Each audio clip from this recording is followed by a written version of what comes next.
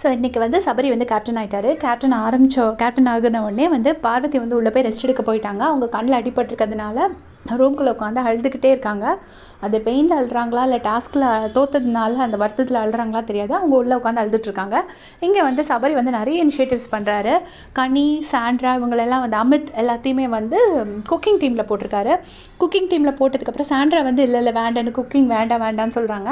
அப்போ வந்துட்டு சரி ஒன்று நான் மாற்ற ட்ரை பண்ணும்போது பிக் பாஸ் வந்து சொல்கிறாரு, சபரி இப்போ தான் கரெக்டாக போகுதுன்னு நினச்சேன் அதுக்குள்ளேயா அப்படிங்கிறாரு.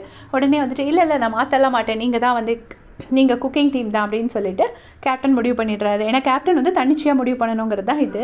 அப்புறம் ஒரு காமெடி என்னென்னா, திவ்யாவையும் பாருவையும் சேர்த்து பாத்ரூம் க்ளீனிங்கில் போடுறாங்க. அப்போ திவ்யா சொல்கிறாங்க, பாரு வரமாட்டாடா, அவளுக்கு முடியல, அவள் வரமாட்டா, நான் என்ன பண்ணுவேன் அப்படிங்கிற மாதிரி திவ்யா கேட்குறாங்க. உடனே இல்லை அவள் வந்துடுவா, ஒன் டே ரெஸ்ட்டில் வந்துடுவா, அது வரைக்கும் உனக்கு அரோரா அசிஸ்ட் பண்ணுவா அப்படின்னு சொல்கிறாரு. அதுக்கப்புறம் என்ன சொல்கிறாருன்னா, ஃபுல்லாக என்டர்டெயின்மெண்ட் இருக்கணும், என்டர்டெயின்மெண்ட்டுக்கு நம்ம ஏதாச்சும் பண்ணிகிட்டே இருக்கணும் இந்த வீக் ஃபுல்லாக அப்படின்னு சொல்கிறாரு. அதுக்கப்புறம் வந்து இப்போ பிக் பாஸ் வந்து டாஸ்க்கு இல்லை ஏதாச்சும் ஒன்று அனௌன்ஸ் பண்ணணும்னு லிவிங் ரூம் கூப்பிட்டாங்கன்னா ஃபஸ்ட்டு வரவங்க வந்து நம்பர் 1, லாஸ்ட் வரவங்க வந்து நம்பர் 17. ஸோ அடிக்கடி இந்த 3 வாட்டி நம்பர் 17 வாங்கிட்டாங்க அப்படின்னா அவங்களுக்கு சிக்கன், எக் இதெல்லாம் இதெல்லாம் நான் கட் பண்ண மாட்டேன், நீங்களே கட் பண்ணிக்கணும் அப்படிங்கிற மாதிரி சொல்கிறாங்க. இப்போ வியானா வந்து அதுக்கு அப்போஸ் பண்ணுறாங்க. இல்லை நான் இதுக்கு ஒத்துக்க மாட்டேன் அப்படின்னு சொல்கிறாங்க. சொன்னோடனே சபரி சொல்கிறாரு, இல்லை ஏன் என்ன ரீசன் அப்படின்னு கேட்கும்போது வியானா, சுபிக்ஷா 2 பேர் சொல்கிறாங்க, ஒருவேளை நாங்கள் ரெஸ்ட் ரூமில் இருந்தோன்னா என்ன பண்ணுறது அப்படின்னு சொல்லி கேட்குறாங்க.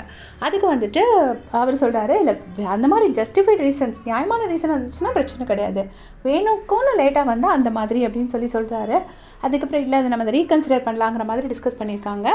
அதுக்கப்புறமா என்ன சொல்கிறாருன்னா, ஒரு கிராமத்து தீமில் நம்ம ஒர்க் பண்ணுவோம், முடிஞ்சால் ஒரு வேட்டி சட்டை உங்ககிட்ட இருந்தால் போட்டுக்கோங்க அப்படிங்கிற மாதிரி சொல்கிறாரு. எல்லோரும் புடவை அந்த மாதிரி கட்டிக்கிட்டால் ஒரு கிராமத்து செட்டப்பில் நம்ம இந்த வீக் ஒரு கிராமத்து தீமில் ஒர்க் பண்ணலாம்.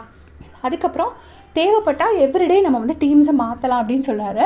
அதுக்கு வந்து வாட்டர்மெலன் சொல்கிறாரு, இல்லை அது சரிப்பட்டு வராது, எவ்ரிடே டீம்ஸை மாற்றலான்னா இன்றைக்கி குக்கிங்கில் இருக்கிறவங்க நாளைக்கு டாய்லெட் க்ளீனிங் போவாங்க, இன்றைக்கி வெசல் வாஷிங் இருக்கிறவங்க நாளைக்கு இன்னொன்றுத்துக்கு போவாங்க, ஃப்ளோர் க்ளீனிங் போவாங்க, அந்த மாதிரி சொல்கிறாரு. அதுக்கு வந்துட்டு சரி பார்த்துக்கலாம், முதல்ல ஒரு நாள் போகட்டும், அதுக்கப்புறமா பார்த்துக்கலாம் அப்படின்னு சொல்கிறாரு.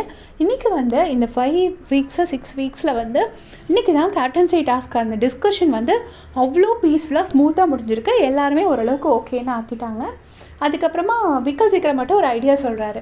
இப்போ நம்ம மைக்கை போடலை அப்படின்னா அதுக்கு வந்து சும்மா பனிஷ்மெண்ட் கொடுத்து எல்லாமே பார்த்தாச்சு, எதுவுமே ஒர்க் அவுட் ஆக மாட்டேங்குது. ஸோ நம்மளாக போயிட்டு கேமரா முன்னாடி போயிட்டு நான் தப்பு பண்ணிட்டேன், நான் அசிங்கமாக இருக்குது எனக்கு, நான் வந்து மைக் போடலை அப்படின்னு சொல்லி பிக் பாஸ்கிட்டையும் மக்கள்கிட்டையும் ஒரு சாரி கேட்குற மாதிரி ஒன்று பண்ணலாம் அப்படிங்கிற மாதிரி ஒரு சஜஷன் வைக்கிறாரு.